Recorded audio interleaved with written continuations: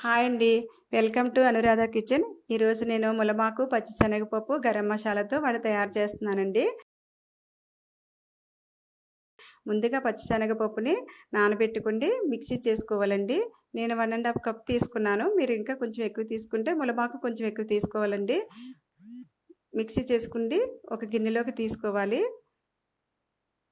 ములమాకును పక్కన ఒక గిన్నె పెట్టుకుని వేడి చేసుకోవాలండి. లైట్‌గా కొంచెం వాటర్ వేసుకుని డైరెక్ట్‌గా కూడా తీసుకోవచ్చండి. కానీ పిండిలో కలవదు. అందుకోసం కొంచెం లైట్‌గా వేడి చేసుకుని మనం కొంచెం వాటర్‌ని వంపి తీసుకోవాలండి.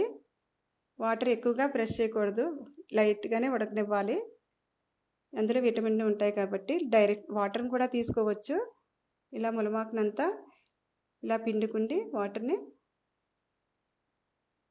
పిండిలో కలిసేలాగా కలుపుకోవాలండి. ఇలా ఉండల కింద ఉంటే విడదీసి కలుపుకోవాలి. పిండికి సరిపడా కొద్దిగా సాల్ట్ వేసుకోవాలండి.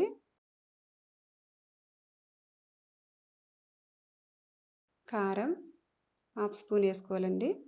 సన్నగా తరిగిన పచ్చిమిర్చి, ఆనియన్స్ ముక్కలు సన్నగా తరుక్కోవాలండి. ఒకసారి మూత పెట్టుకుండి ఆయిల్ని వేడి చేసుకోవాలండి. ఇంతలో ఒకసారి మూత తీసి పిండి అంతా మొత్తం కలుపుకోవాలి. గరం మసాలా వేసి మొత్తం కలపాలండి. ఒకసారి మూత పెట్టుకుని మూత తీసి మనకి ఇష్టమైనంత సైజులో వడలు తయారు చేసుకోవాలండి. ఇలా చేతిలో పెట్టుకుని అయినా చేయొచ్చు, లేదంటే మైకా కవర్ ఉంటుంది కదా, దాంతో అందు మీద అయినా వడ తయారు చేసుకోవచ్చండి. కొంచెం కలర్ వచ్చేంత వరకు మనం ఏగనివ్వాలి. ఇలా కలర్ వచ్చిన తర్వాత ఒక ప్లేట్లోకి తీసుకోవాలండి.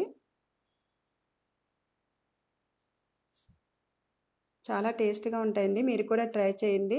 నా ఛానల్ కనుక మీకు నచ్చినట్లయితే నాకు సబ్స్క్రైబ్ చేసి, లైక్ చేసి, మీకు తెలిసిన వారందరికీ షేర్ చేయండి. Thank you.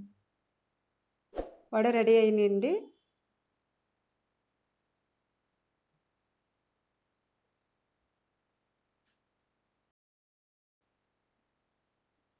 నాకు కామెంట్స్‌లో తెలియచేయండి ఎలా ఉన్నాయో. వడ రెడీ అండి. ములమాకు, పచ్చిశనగపప్పు, గరం మసాలా వడ రెడీ.